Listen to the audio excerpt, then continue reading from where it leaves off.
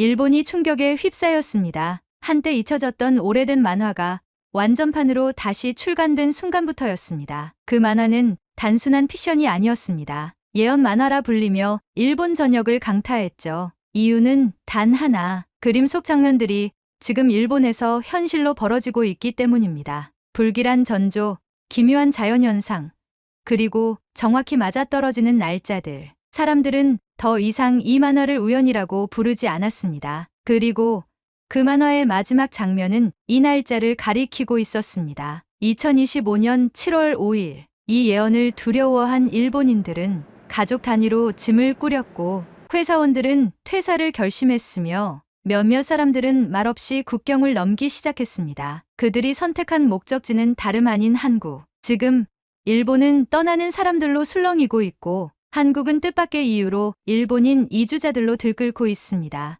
도대체 무슨 일이 벌어진 걸까요? 모든 시작은 단 한 권의 만화에서부터였습니다. 지금 바로 비디오를 재생해 보겠습니다. 안녕하세요. 저는 일본 도쿄에서 시사 전문 주간지 시사이치이치의 기자로 일하고 있는 스미에라고 합니다. 이 일만 벌써 21년째입니다. 그동안 국회 예산, 부패 스캔들, 이주 노동자 인권, 대기업의 환경 파괴 등 크고 작은 사회적 이슈를 현장에서 취재해왔습니다. 정치인의 거짓말을 파헤치고 대중의 착각을 바로잡는 게 기자의 역할이라고 굳게 믿으며 살아왔습니다. 그런 제가 지금은 한국 땅에서, 그것도 이민자로서 새로운 삶을 준비 중입니다. 그리고 그 시작은 참으로 터무니없어 보였던 단어, 예언이었습니다. 정확히 말하자면 한 권의 만화책에서 비롯된 7월 대재앙설이었죠. 올해 봄, 편집장인 시마자키 씨가 회의실에서 제게 인쇄물 한 장을 툭 던지듯 건넸습니다. 스미에 씨,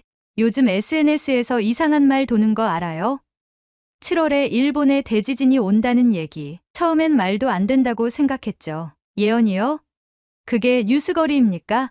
하고 반문했더니 편집장은 피식 웃으며 말했습니다. 그게 그냥 소문이면 몰라도 실제로 항공편 줄이고 여행 취소하는 나라들이 생기고 있답니다. 한번 확인해봐요. 재미 삼아라도. 그 말에 저는 어쩔 수 없이 호기심 반, 반신반의 반의 마음으로 기사 검색부터 시작했습니다. 그런데 정말로 홍콩발 주요 매체에서 보도한 내용이 있었습니다. GBA, 그러니까 그레이터 베이 에어라인이라는 항공사가 일본 센다이와 도쿠시마 노선의 주간 운항 횟수를 줄였고 그 이유가 올여름 일본에서 대형 재난이 발생할 것이라는 루머로 인한 탑승률 급감이라고 명시되어 있었습니다. 게다가 이 루머의 발단이 된 건 다름 아닌 한 일본 만화였죠. 타츠키 료라는 작가가 그린 내가 본 미래라는 작품이었습니다. 처음 출간은 1999년. 당시엔 그다지 주목받지 못한 책이었지만 문제는 2011년 동일본 대지진 이후였습니다. 그 만화에 묘사된 3월,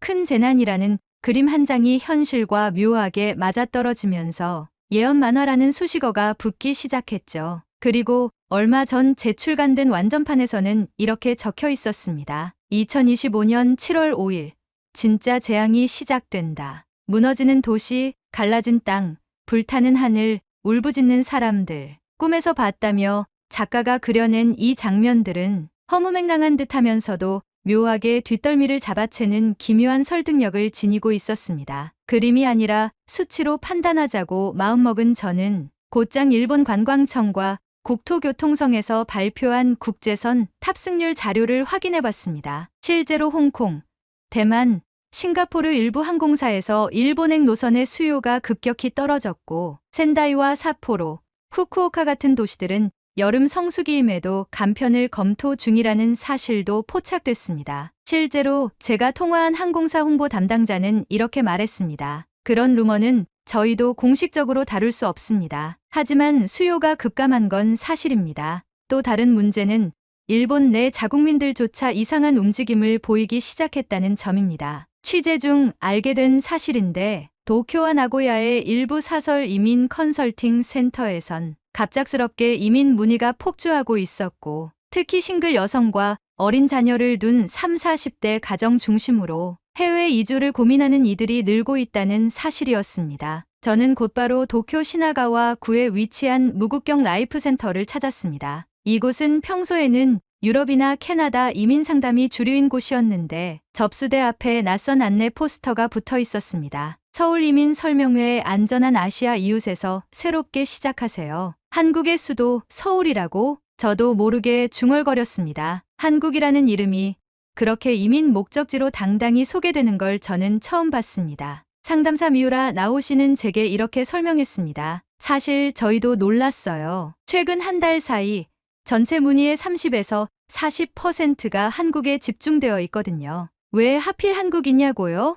이민 희망자들 말로는 가깝고 안전하고 무엇보다 사람 냄새가 난다고들 하시네요. 그 말에 저는 혼란을 느꼈습니다. 한국은 전통적으로 일본에서 갈등의 대상으로 여겨지던 나라였는데 이제는 피난처이자 동경의 공간이 되어가고 있다니. 사람들은 재난이 올까 무서워서 떠나는 게 아니라 이미 다른 삶을 그려보기 시작한 게 아닐까. 어쩌면 예언은 그저 계기일 뿐일지도 모른다는 생각이 들었습니다. 그날 밤 저는 편집국에 긴급 기획 변경을 요청했습니다. 단순한 예언 루머를 넘어선 사회심리적 이동 흐름을 추적하겠습니다. 그 중심에는 한국이라는 선택지가 존재합니다. 편집장도 흔쾌히 수락했습니다. 좋아요. 사람들이 왜 그렇게까지 한국을 말하는지 한번 제대로 파봐요. 스미의 씨라면 잘 해낼 수 있을 겁니다. 그 순간 저는 처음으로 뉴스가 아니라 사람을 보게 된 느낌이었습니다. 그들의 불안,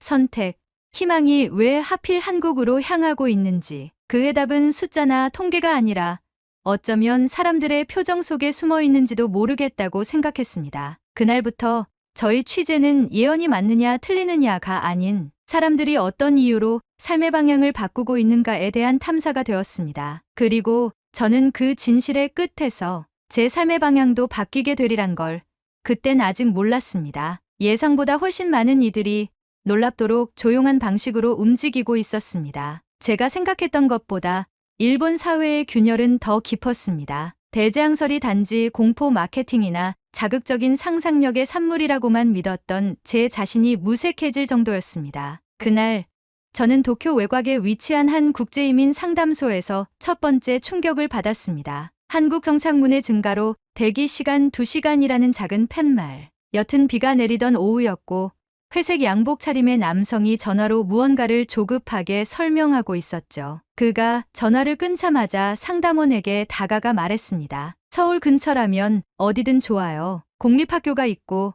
아이가 혼자 다닐 수만 있다면. 그 말을 듣는 순간 저는 의식적으로 수첩을 꺼내 들었습니다. 그 남성의 이름은 미야케 유조, 중견 IT 기업의 과장이었습니다. 그는 대재앙설보다는 일본의 정치적 무기력에 대한 좌절감이 더 컸다고 했습니다. 재난이 오면 죽을 수도 있죠. 하지만 그렇게 죽어도 아무도 책임지지 않는 나라에서 아이를 키우고 싶진 않아요. 그가 보여준 것은 아내가 정리한 이민 정보 엑셀 파일이었습니다. 한글로 번역된 한국의 아파트 전세 계약 양식, 외국인 등록 절차, 그리고 경기도 광명시 초등학교 도보 10분이라는 메모. 다음날 저는 일본 한국 이민 포럼에 취재 신청을 넣고 긴자 근처의 한 컨퍼런스홀을 찾았습니다. 생각보다 큰 공간이었고 참가자의 절반 이상이 40, 50대 중산층 부부였습니다. 무대 위 발표자는 놀랍게도 한국어가 유창한 일본 변호사였습니다. 그는 마이크를 잡고 이렇게 말했죠. 한국은 혼란스러운 나라입니다. 시위도 많고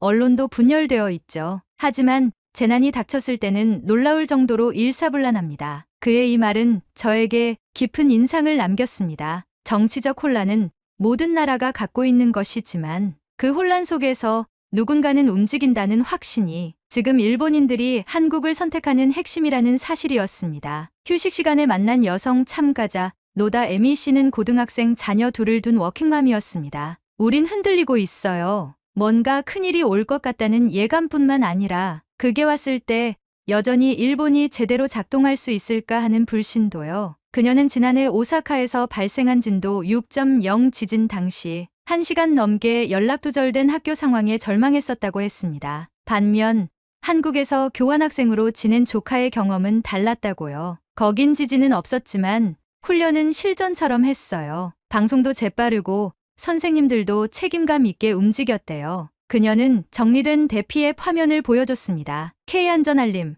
서울시 외국인 지원센터. 정치요? 한국도 문제 많죠. 하지만 거긴 시스템이 있어요. 그리고 사람들이 서로를 도와요. 이 문장은 마치 제 가슴을 울리는 듯 했습니다. 사람들이 서로를 도운다는 것. 너무 당연하지만 일본에선 점점 사라져가는 풍경이었습니다. 며칠 뒤 저는 시즈오카의 한 지방 도시로 향했습니다. 그곳엔 실제로 한국 이민을 실행에 옮기고 있는 가족이 있었거든요. 남편은 조선족 출신의 귀화인, 아내는 순수 일본인. 두 사람은 가정 내 불이익을 감수하면서도 아이만큼은 다른 세상에서 자라게 하고 싶다고 말했습니다. 여기선 인간보다 제도, 공동체보다 관행이 우선이에요. 한국은 그게 뒤집혀 있는 것 같았어요. 생생하게요. 이 가족의 결정이 제게는 커다란 전환점이 되었습니다. 이민을 고려하는 이들은 도피하는 게 아니었습니다. 살기 위해 움직이고 있었던 겁니다. 그날 밤 도쿄 집으로 돌아온 저는 남편 유스케와 마주 앉았습니다.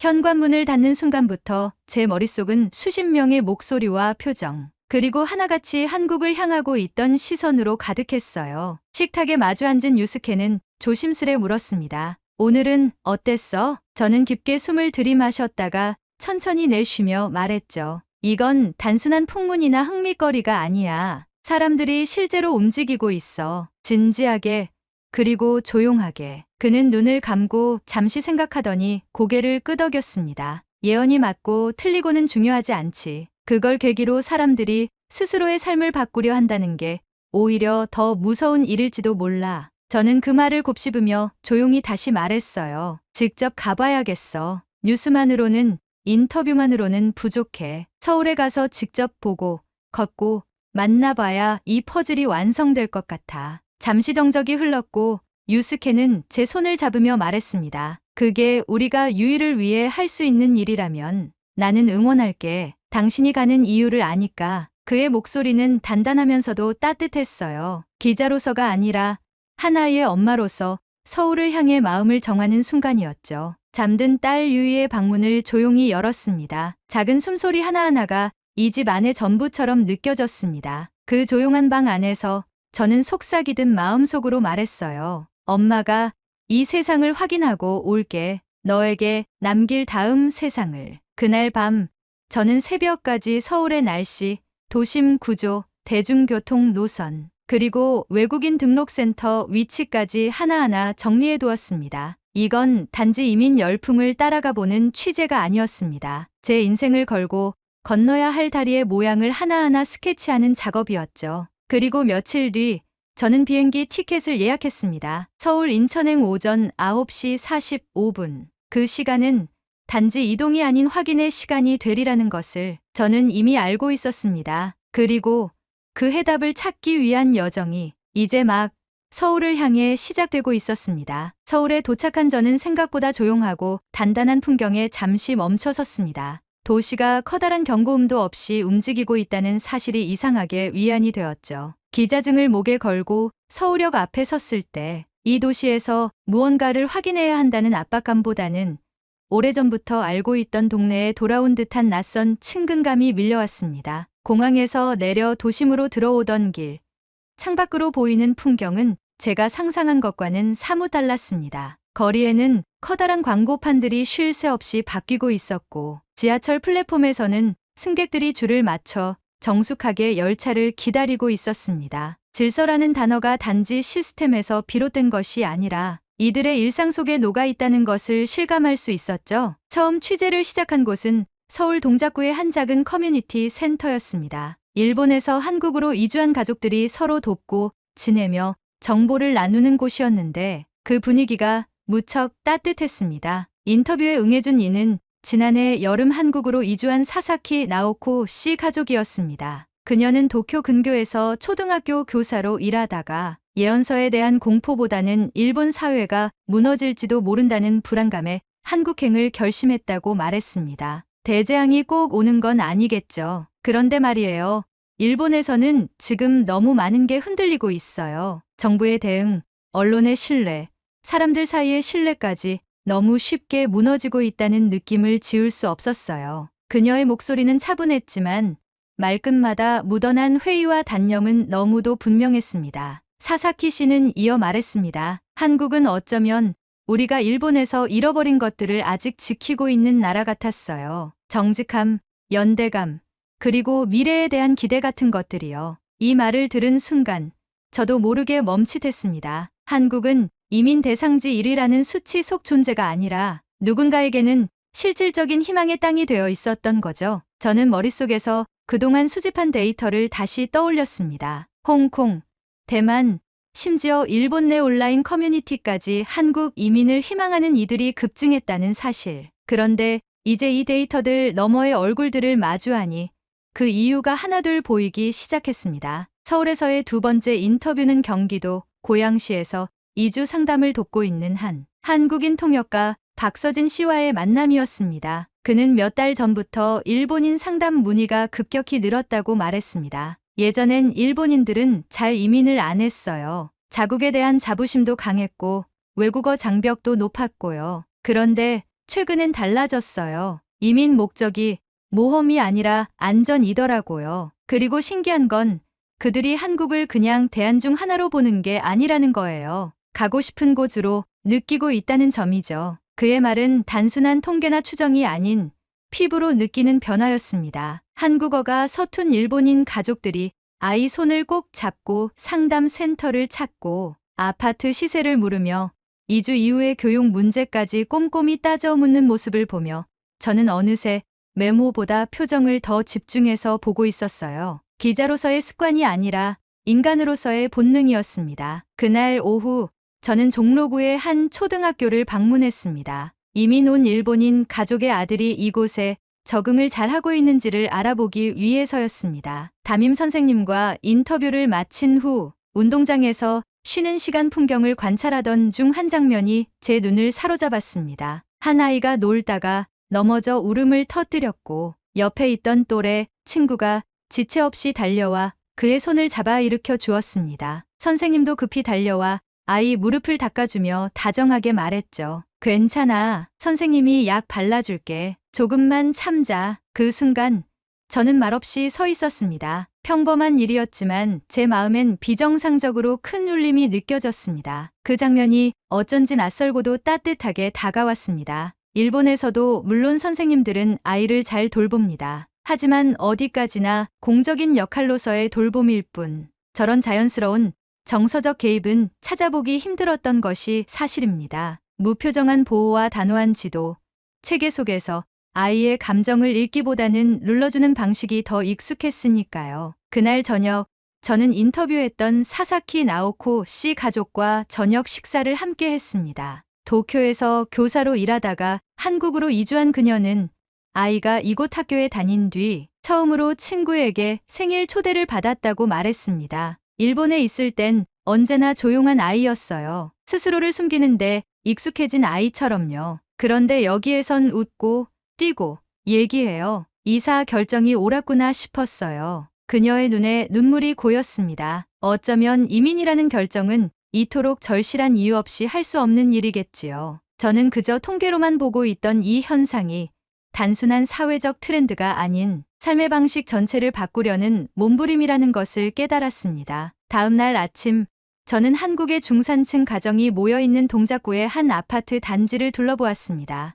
유치원에서 등원 준비를 돕는 부모들, 단지 내 작은 도서관에서 책을 빌리는 주민들, 누구 하나 특별한 건 없었지만 그 모습들이 제게는 하나의 사회적 풍경이자 삶의 기조처럼 느껴졌습니다. 낮에는 도쿄 이민 커뮤니티로 불리는 소셜 네트워크 운영자를 만나 인터뷰를 진행했습니다. 그는 대지진 예언이 아니라 일본 사회가 너무 쉽게 흔들리는 걸 직접 본 이후부터 사람들이 두려워지기 시작했다고 했습니다. 한국은요, 빠르게 바뀌고 성장하면서도 사람들 사이의 온도가 남아있는 느낌이에요. 물론 이곳도 쉽지는 않겠죠. 언어 장벽, 문화 차이, 정착의 어려움들. 그런데도 일본보다 미래에 대한 신뢰는 더 있는 것 같아요. 이 말이 참 묘했습니다. 한국이란 나라는 단지 위기가 덜한 곳이 아니라 미래를 기대할 수 있는 곳으로 여겨진다는 사실이요. 그날 밤 저는 서울 시내에 있는 숙소로 돌아와 영상통화를 걸었습니다. 남편 유스케는 피곤한 얼굴로 딸 아이를 재우고 있었고 아이는 아직 입에 손가락을 물고 잠이 들지 못한 얼굴이었죠. 저는 가만히 그 모습을 지켜보다 말했습니다. 여기서 정말 많은 걸 보고 있어. 정서적으로 설명하기 힘든 부분이 있지만 뭔가 마음 깊은 곳이 흔들리고 있어. 유스케는 처음으로 긴 침묵 끝에 이렇게 말했죠. 이건 내가 가볍게 취재하러 온 일이 아니야. 그냥 기사 쓰는 게 아니라 우리가 앞으로 살아갈 길에 대한 힌트를 찾는 거라고 생각해. 저는 그 말에 오래도록 말문을 열지 못했습니다. 그리고 그날 밤 딸아이의 사진을 다시 들여다보며 결심했습니다. 이 여정을 더 깊이 들어가야 한다고. 단순한 기자로서가 아니라 어쩌면 엄마로서, 한 인간으로서. 다음 날 저는 비행기 티켓을 다시 확인하며 서울에서의 체류 일정을 연장했습니다. 이제는 확인이 아니라 확신을 얻기 위한 시간이 필요하다는 걸 저 자신도 알고 있었기 때문입니다. 서울에 머문 지 일주일째 되던 날, 저는 정혜민이라는 여성을 만나게 됐습니다. 그녀는 원래 일본 후쿠시마 인근에 살던 제1한국인이었습니다. 동일본대 지진 당시 모든 가족을 잃고 몇 해를 방황한 끝에 한국으로 건너와 정착하게 됐다고 했습니다. 누군가의 소개로 이민자 지원 커뮤니티를 운영하게 되었고, 지금은 자신처럼 상실을 겪은 이들에게 한국 사회에서 자리를 잡도록 도와주는 일을 하고 있었습니다. 그녀와 마주 앉았을 때 저는 그저 이민자의 사례 하나를 들을 수 있겠지 싶었습니다. 늘 그렇듯이 하나의 구체적인 목소리는 통계보다 훨씬 큰 파장을 주니까요. 하지만 그녀의 첫마디는 제 예상을 완전히 벗어났습니다. 여기까지 도망치듯 온 거였어요. 살기 위해서요. 그런데 지금은 살아가고 싶어서 여기 머무는 거예요. 순간 그 말이 가슴 깊은 곳에 내려앉는 것 같았습니다. 살기 위해서와 살아가기 위해서.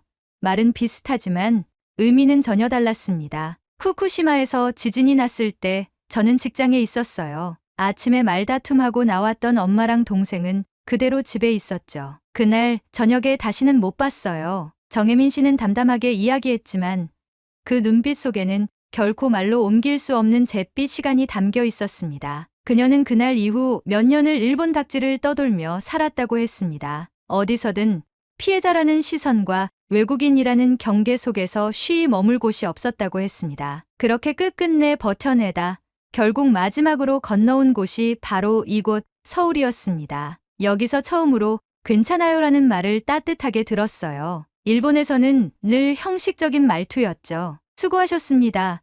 고생 많으셨어요. 그 말들이 뭐랄까 벽처럼 느껴졌어요. 그런데 여기는 그녀는 말을 멈추고 잠시 창밖을 바라봤습니다. 그곳엔 평범한 골목과 유치원 아이들의 웃음소리가 들리는 풍경이 있었습니다. 여기는 다정한 사람이 많아요. 너무 다정해서 어색할 정도로요. 그런데 그게 사람을 살게 하더라고요. 저는 순간적으로 제 딸 유이의 얼굴이 떠올랐습니다. 평소 감정을 잘 표현하지 않고 누군가에게 기대는 것도 어색해하는 아이. 혹시 유이도 일본이라는 구조 속에서 너무 일찍 어른스러워져 버린 건 아닐까. 안정이라는 명분 아래 우리가 놓치고 있던 무언가가 있던 건 아닐까 하는 생각이 문득 밀려왔습니다. 인터뷰가 끝난 뒤 정혜민 씨는 저를 인근의 작은 도서관으로 데려갔습니다. 그곳은 그녀가 자비로 운영 중인 일본인 이민자들을 위한 커뮤니티 공간이었습니다. 매주 한국어 수업과 어린이 독서 모임이 열리고 있다고 했습니다. 그날도 아이 몇 명이 한켠에서 책을 읽고 있었고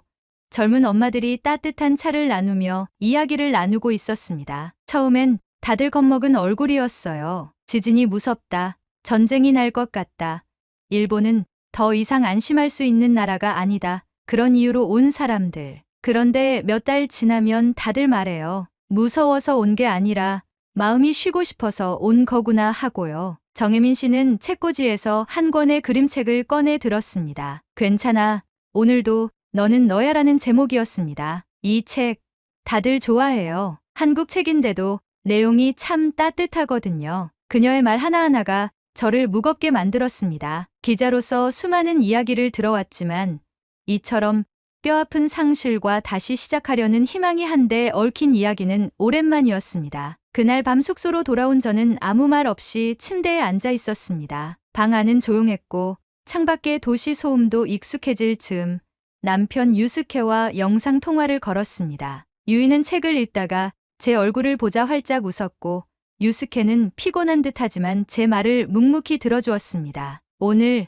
정혜민이라는 사람을 만났어. 후쿠시마에서 가족을 모두 잃고 한국으로 이주한 분인데 말을 듣는데 마음이 계속 흔들리더라. 유스케는 잠시 말이 없었고 이윽고 차분하게 말했습니다. 그럼 잘 된 거네. 기계처럼 기사 쓰러 간 게 아니라 사람을 보고 오고 있으니까. 저는 순간 가슴이 뭉클해졌습니다. 남편의 말은 짧았지만 지금 제 감정을 가장 정확히 꿰뚫고 있었습니다. 우리 이제 일본에서의 생활 꼭 다시 생각해봐야 할지도 몰라. 유스케는 고개를 끄덕였고 유이는 제게 손을 흔들며 엄마 빨리 와 라고 외쳤습니다. 그 말에 저는 웃음이 났다가 이내 눈시울이 붉어졌습니다. 창밖엔 서울의 밤이 깊어지고 있었고 저는 손에 쥔 취재 수첩을 가만히 바라보았습니다. 도쿄로 돌아온 다음 날 아침 저는 망설임 끝에 서울에서 정리한 기사를 사내 메일 시스템을 통해 편집장에게 제출했습니다. 제목은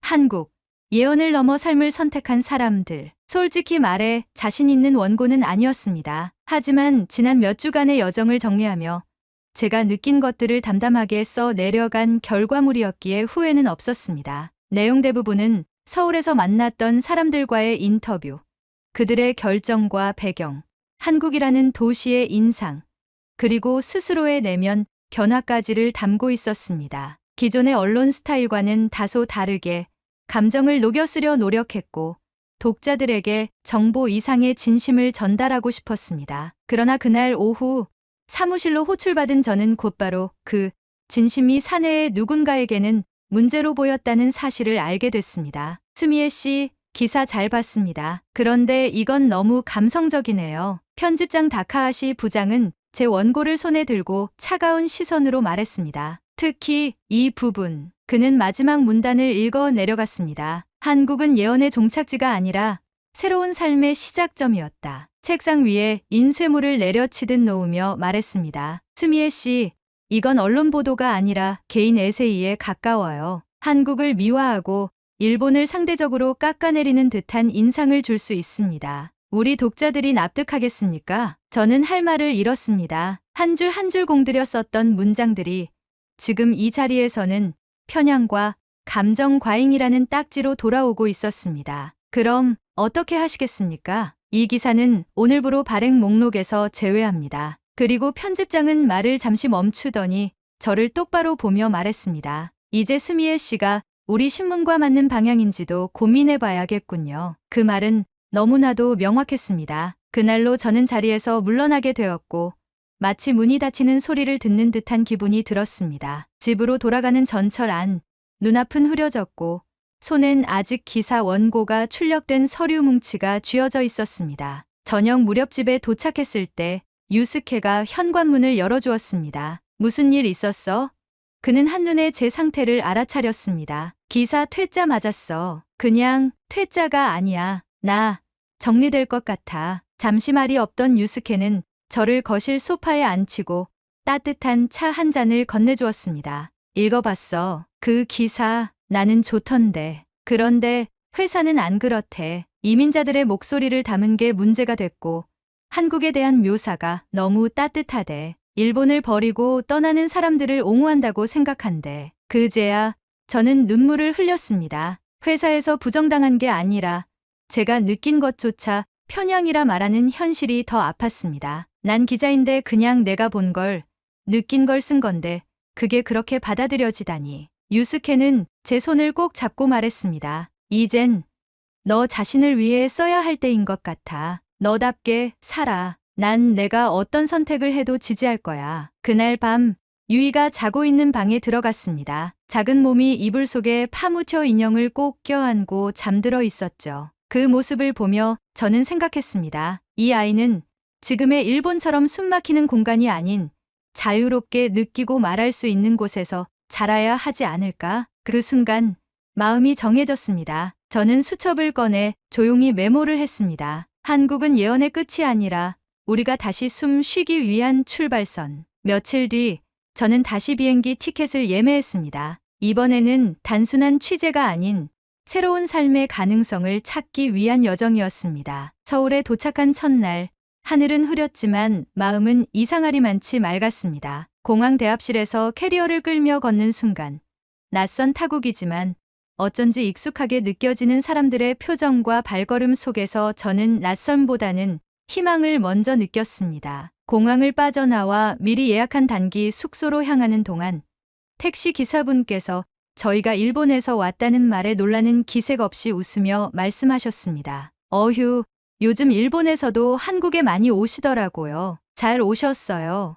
여긴 다 가족처럼 지내니까 걱정 마세요. 그 말 한마디에 눈시울이 붉어졌습니다. 정작 조국에서는 환영받지 못한 기사가 이곳에서는 누군가의 환대를 받을 수 있다는 사실만으로도 저는 한참 동안 창밖만 바라보며 말을 잇지 못했습니다. 숙소에 도착해 짐을 풀고 유이는 바닥에 놓인 작은 매트 위에서 인형놀이를 시작했습니다. 유스케는 근처 마트로 장을 보러 갔고 저는 혼자만의 시간을 갖게 되었습니다. 창문을 열어 바라본 서울의 거리, 차들이 오가고 사람들이 바쁘게 움직이지만 그 안에 분명히 보였던 서로를 바라보는 시선이 이 도시를 살고 싶은 곳으로 만들고 있다는 생각이 들었습니다. 그리고 그날 밤 저는 새 원고를 쓰기 시작했습니다. 이전처럼 회사에 제출할 기사도 아니었고 누구를 설득하기 위한 보고서도 아니었습니다. 그저 한 사람으로서 그리고 이민자의 시선으로 새로이 마주한 한국을 써 내려갔습니다. 서울,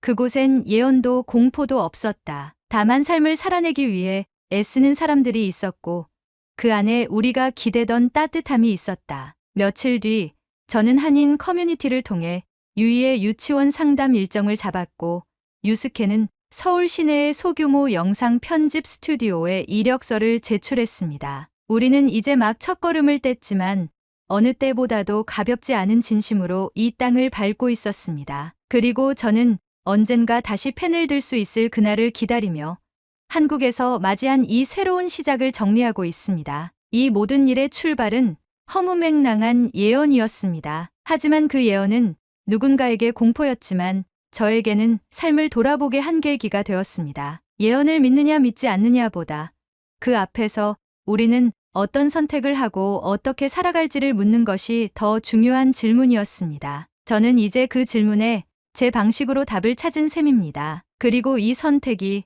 누군가에게도 작은 용기가 될 수 있다면 저는 그걸로 충분하다고 생각합니다. 이제 저는 다시 숨을 쉽니다. 한국이라는 낯선 땅에서 새 식구는 다시 삶을 시작합니다. 그리고 그 시작은 재앙이 아니라 사람으로부터 비롯된 것이었습니다. 오늘의 이야기는 여기까지입니다. 여러분은 어떻게 느끼셨나요? 여러분의 생각과 마음속 울림을 댓글로 남겨 감동 비디오의 마지막을 장식해주세요. 여러분의 댓글 하나하나가 영상을 제작하는데 큰 힘이 됩니다. 그리고 오늘의 사연이 따뜻하게 다가오셨다면 구독과 좋아요도 잊지 말아주세요. 다음엔 더 깊은 감동과 더 진한 이야기로 찾아뵙겠습니다. 함께해 주셔서 진심으로 감사합니다.